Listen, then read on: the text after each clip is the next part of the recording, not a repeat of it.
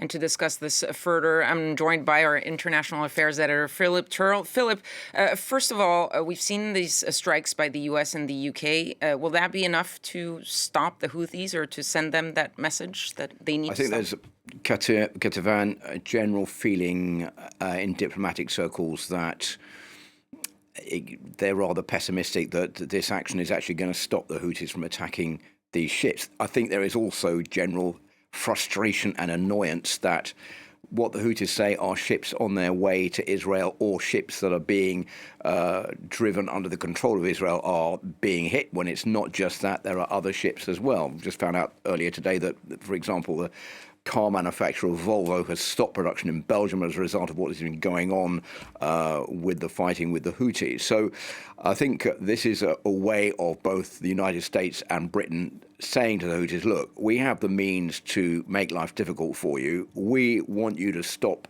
bombing and attacking these ships, and we will carry on launching strikes against you until you do that.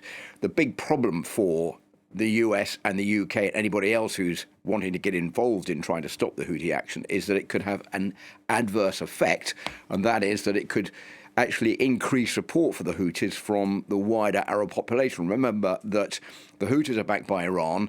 They are fighting to support Hamas, which is also backed by Iran, and both Hamas and both the Houthis want the destruction of Israel. And they are not seen as terrorist groups by many in the Arab world. They're seen as resistance groups. So that's why all of this could play into the Houthis' favour in the long run, because they will be seen as yet another victim in a wider conflict in the Middle East. And on the issue of the wider conflict, that's something else that I think neither the US nor the UK nor any of the other allies really want in the Middle East, particularly as we see an increase in fighting over the border between southern Lebanon and northern Israel in recent times by Hezbollah, which is also backed by Iran. So this is really not an easy equation. And as you were speaking, we're seeing images live from Yemen. All these people, tens of thousands, it looks like. But to go back to what is happening in the Red Sea, we've heard several countries express sort of support for these retaliatory strikes, but as well as concern over that escalation, because, of course, the Americans are involved, the UK is involved.